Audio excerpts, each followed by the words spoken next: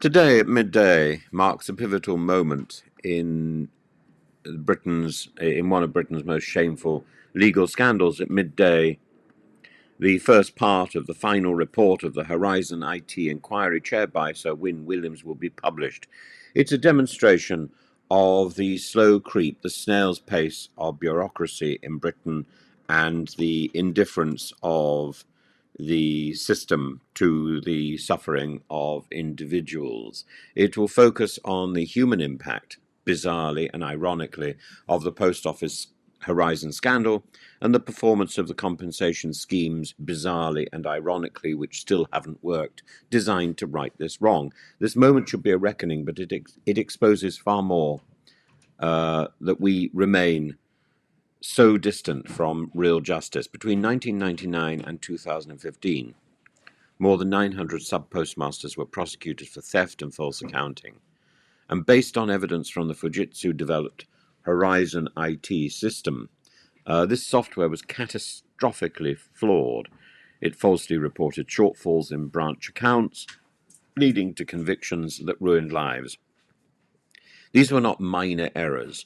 Some sub-postmasters were sent to prison. Others were bankrupted, lost their homes, their reputation, their mental health. At least 350 victims are now dead, many without ever receiving proper redress. And this has been called the worst miscarriage of justice in British legal history, and it's hard to dispute that label when you consider its scale and cruelty. But there is a catalogue of misjustice around the UK at the moment. The Windrush, the whistleblowers for the NHS, the tainted blood scandal. All of this is about the gap between what the law says and what the law does, and the indifference of our legal system to reality. The report today will not name all those responsible, but that will come later.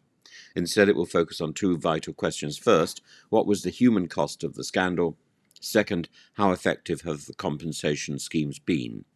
Sir Win Williams has made it clear that compensation has been one of his greatest concerns. In fact, in a 2023 interim report, he compared the government's multiple redress schemes to a patchwork quilt with holes in it. Today's document is expected to lay bare how victims have been forced to wait, beg, and fight to get anything approaching fair compensation. And so talk about that for the moment. Despite government promises, the compensation process has been dogged by delays, inconsistency, and inadequate offers. And the latest government figures show 2,590 eligible claimants still awaiting their money. Last month saw the lowest number of monthly payouts this year, a 16% drop from May. Many sub-postmasters say the sums they're offered are insultingly low. Chris Head, for example, was falsely accused of stealing £80,000 and said he's been offered only 36% of what he believes he's owed. Campaigners like Sir Alan Bates have described the process as a quasi-kangaroo court.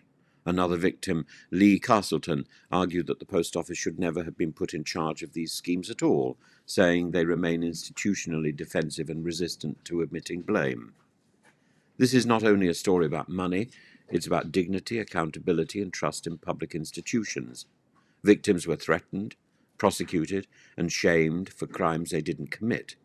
When those convictions were finally overturned, the British state and the Post Office promised full and fair compensation, but those words have rung hollow for far too many. Sir Win Williams himself has been candid about this. He's even admitted to stretching his own remit, perhaps beyond breaking point, just to try to ensure that victims were heard on compensation.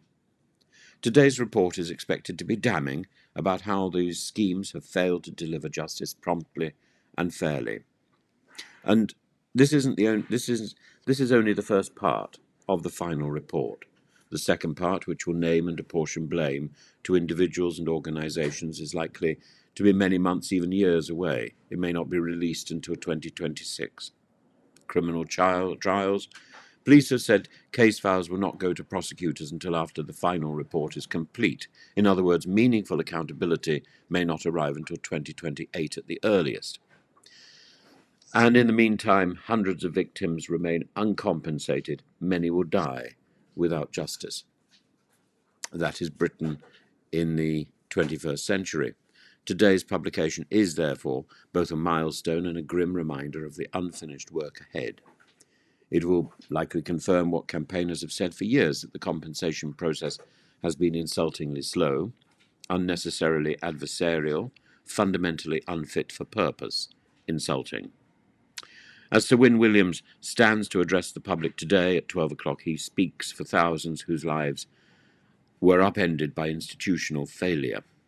But the responsibility for fixing this, for making those victims whole, and for holding wrongdoers to account, lies not with him alone, but with the government, with the post office, with a country that calls itself just. We await his words, but the victims deserve more than words. They deserve justice. They deserve it now.